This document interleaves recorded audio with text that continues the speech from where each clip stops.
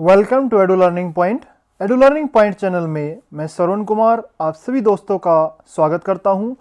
आइए दोस्तों, नववर्ष आने वाला है और हम आपके लिए हरियाणा जीके की नई नई वीडियोस लेकर आ रहे हैं और ये सभी वीडियोस आपके 2021 में होने वाले एग्ज़ाम के लिए बहुत ही लाभकारी साबित होने वाली हैं।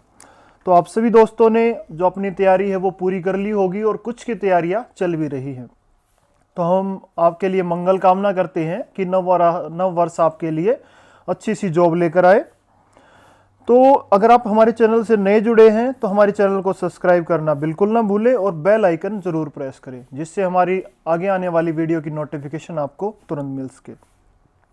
तो चलिए, हमारा पहला प्रश्न है, हरियाणा सरकार के 90 सदस्यों में से कितने प्रतिशत भाग में मंत्री बनाए जाते हैं? और ये प्रश्न कई बार पूछा जा सकता है। तो ऑप्शन नंबर 2 हमारा यहाँ पर राइट आंसर होगा और कितना होगा 15%। 15% भाग में मंत्री बनाए जा सकते हैं। और अधिकतम मंत्री कितने बनाए जा सकते हैं? तो अधिकतम मंत्री 14 बनाए जा सकते हैं। ये दोनों चीजें आप याद रखिए। और हरियाणा विधानसभा की एक तस्वीर भी हमने आपके सामने यहाँ पर प्रस्तुत की है, जिससे सरकार के जो सरकारी जो कार्यकलाप होते हैं वो वहाँ पर कैसे करते हैं, इन्हें आप आसानी से समझ सकते हैं। तो चलिए, नेक्स्ट क्वेश्चन है हमारा, किसानों के मसीहा जो ये उपनाम मिला है चौधरी छोटू राम का जन्म कहाँ हुआ था? तो ये थे चौधरी छोटू राम जी, जिनकी तस्वीर हमने यहाँ पर दिखाई गई है। तो इनका जन्म कहाँ हुआ था? तो हमारा राइट आंसर होगा यहाँ पर ऑप्शन नंबर 3, रोहतक। और इनके बारे में कुछ और बातें भी हम जान लेते हैं जो इन्होंने जो जन कल्याणकारी जो कार्य किए हैं। तो चलिए, इनका जन्म कहाँ हुआ था ये याद रखिए, रोहतक में हुआ था। रोहतक जिला है और रोहतक जिले के गड्ढी सांपला गांव है, उस गांव में इनका जन्म हुआ था। और कब जन्म हुआ है ये बात भी आप याद रखिए। तो 24 नवंबर 1881 में इनका जन्म हुआ था। ये कई बार ये क्वेश्चन पूछा गया है कि कब जन्म हुआ था। और कार्य इन्होंने कौन कौन से किए हैं, जो इनके जनहितैषी कार्य हैं वो देखिए। 1924 ईस्वी में इन्होंने जमींदार लीग की स्थापना की है। और 1957 ईस्वी में जब किसानों को अनाज बेचने के लिए इन्होंने मार्केटिंग बोर्ड की स्थापना भी इनका यह अहम योगदान है, जिससे किसान अपना जो अनाज है वो बेच सकें मंडियों में। तो इसके लिए इन्होंने मार्केटिंग बोर्ड की स्थापना की थी। और किसानों को कृषि भूमि का स्वामित्व, ठीक है, कृषि भूमि के उनके मालिक बनाने के लिए ये कानून लेकर आए थे, सुनहरे कानून। ये कानून बहुत ही प्रसिद्ध है और बार बार ये हमारे एग्जाम में पूछा जाता है। तो सुनहरे कानून कौन लेकर आया था? तो सुनहरे कानून चौधरी छोटू राम जी लेकर आए थे। तो चलिए, अगला प्रश्न है हमारा, हरियाणा राज्य की एकमात्र जिला विधानसभा जो आरक्षित श्रेणी में आती है।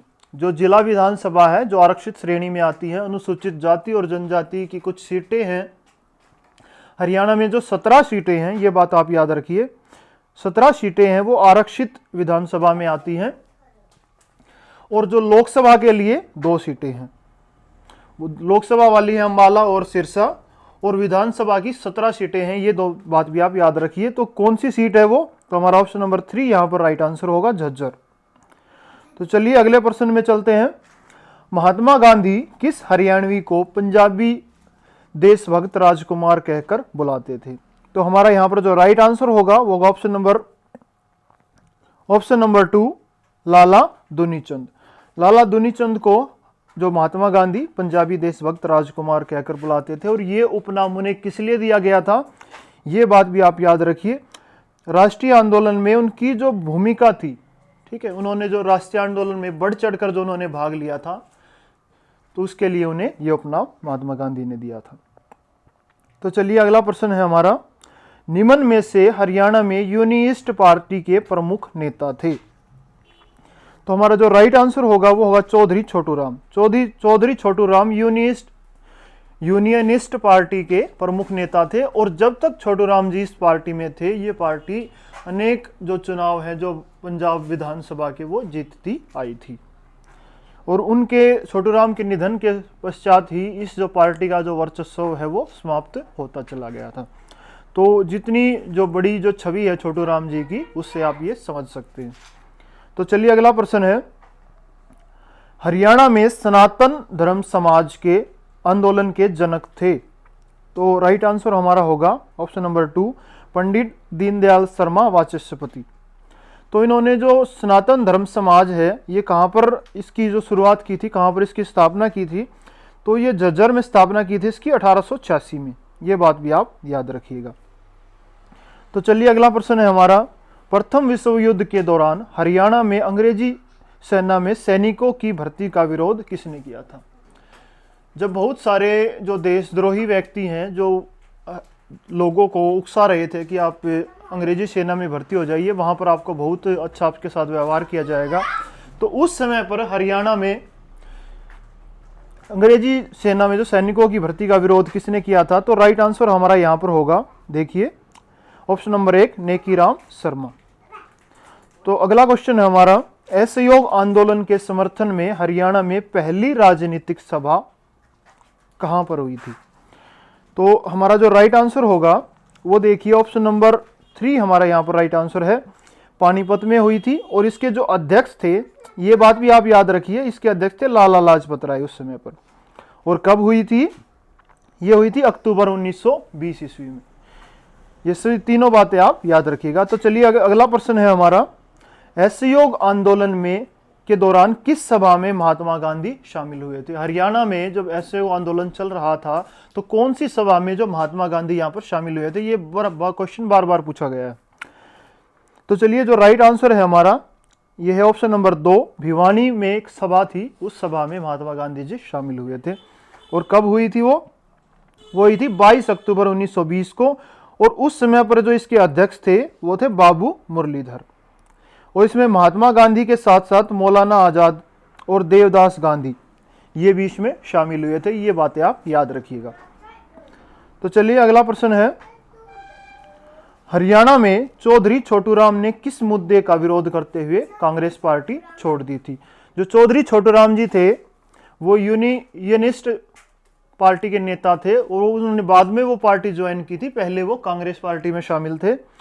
तो किस मुद्दे का विरोध करते हुए छोड़ी थी? तो हमारा ऑप्शन नंबर 3 यहां पर राइट आंसर होगा, कर न देने से संबंधित। ठीक है, वो करों का वो विरोध करते थे, जो जनता पर लगाए गए कर थे। तो अगला देखिए, कंपनी के सीधे नियंत्रण में आने वाले हरियाणा के क्षेत्र को क्या कहा जाता था? तो देखिए जो हमारा जो राइट आंसर यहां पर होगा वो होगा option number 3, assigned territory. Company के जो हिस्से का, कंपनी के जो नियंत्रण में जो हिस्सा आता था उसे असाइंड टेरिटरी का नाम दिया गया था। और जो दूसरा था वो विभिन्न जो राजा और जो सामंत थे उनके अधीन वो क्षेत्र था। तो इसे जो हमारा राइट आंसर होगा वो होगा असाइंड टेरिटरी। तो चलिए अगला प्रश्न है, मुगल कालीन गवर्नर जैसी शक्तियां रखने वाले अंग्रेज अधिकारी रेजिडेंट की नियुक्ति हरियाणा में कब हुई थी? तो इसके जो अधिकार थे जो मुगल कालीन गवर्नर जैसे थे, इसे रेजिडेंट कहा जाता था।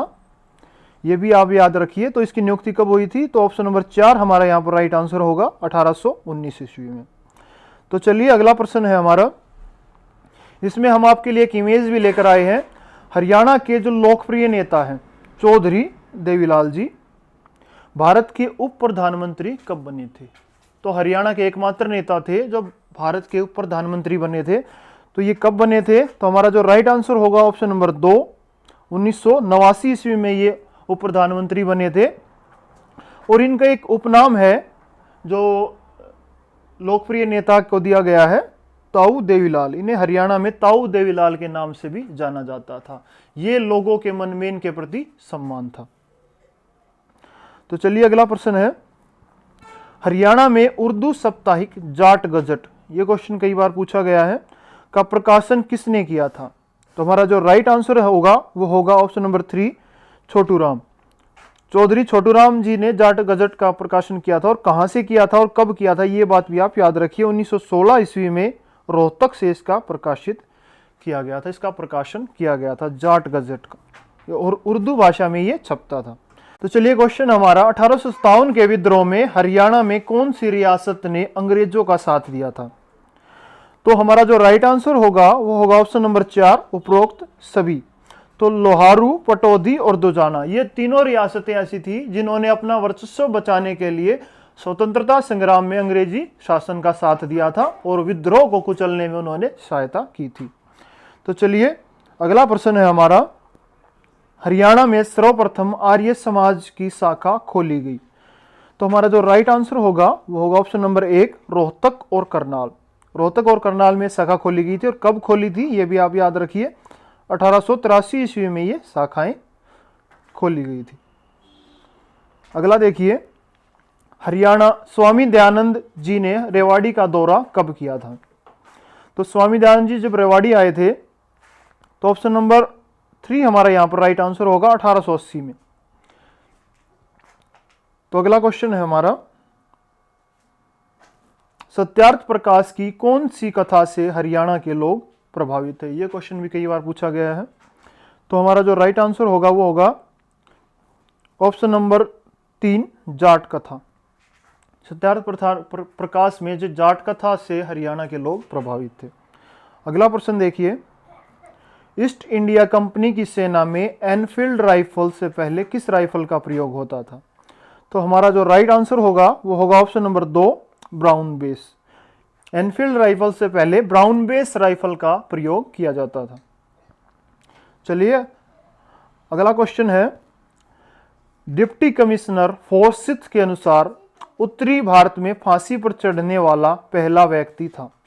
तो हमारा जो राइट आंसर होगा वो होगा ऑप्शन नंबर 3, मोहर सिंह। मोहर सिंह सिख ये पहला व्यक्ति था जो उत्तरी भारत में फांसी पर चढ़ने वाला पहला व्यक्ति था। तो सभी दोस्तों को हमारा ये वीडियो पसंद आया होगा। आप हमारे चैनल को ज़्यादा से ज़्यादा लाइक कीजिए और वीडियोज़ को शेयर कीजिए। अगर आपको कोई डाउट है तो आप हमें कमेंट बॉक्स में कमेंट लिख के भेज सकते हैं, आपके हर डाउट का हम समाधान करेंगे। तो हमारे अगले वीडियो के लिए इंतज़ार कीजिए, हम जल्दी आपके लिए नया वीडियोज़ लेकर आ रहे हैं। और हमारे चैनल को अगर आपने अभी तक सब्सक्राइब नहीं किया है तो जल्दी सब्सक्राइब कर ले और बेल आइकन दबाना ना भूलें। चलिए धन्यवाद।